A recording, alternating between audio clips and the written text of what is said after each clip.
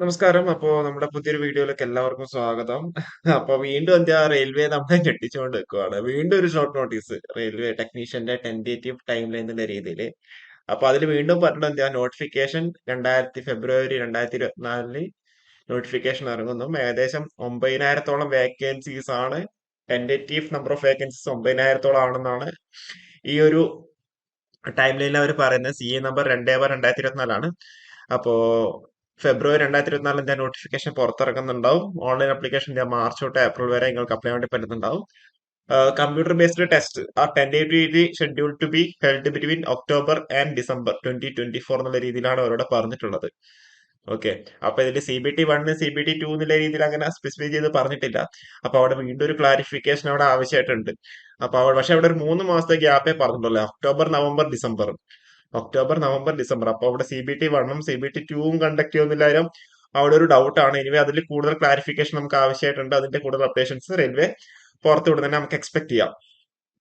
പിന്നെന്താ, short list four document verification will be released in February 2025. ഫെബ്രുവരി 2025 അതിന്റെ short list release ചെയ്യുന്നുണ്ടാവും. പിന്നെ വീണ്ടും നെക്സ്റ്റ് സൈക്കിൾ ഏപ്രിൽ 2025 വീണ്ടും ടെക്നീഷ്യന്റെ നെക്സ്റ്റ് സൈക്കിൾ ഏപ്രിൽ 2025 നോട്ടിഫിക്കേഷൻ ഇറങ്ങുന്നുള്ള രീതിയിലാണ് അവർ പറഞ്ഞിട്ടുള്ളത്. ഇതിൽ നമുക്ക് എന്ത് മനസ്സിലാക്കാം?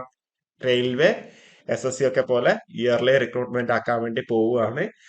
സ്വാഭാവികമായിട്ടും വേക്കൻസീസ് നിങ്ങൾക്കറിയാം അല്ലെ, നമുക്ക് ബൾക്ക് ഒരു 4 വർഷത്തേക്ക് ഒരു 27,000 വേക്കൻസി കിട്ടുന്നുണ്ടാവില്ല. അതിപ്പോ ഇയർലി ഒരു 9,000 അല്ലെങ്കിൽ 8,000 എന്നുള്ള റേഞ്ചിലേക്ക് ഒരു സൈക്കിളിൽ ആ ഒരു റേഞ്ചിലേക്ക് പോവുകയാണ്.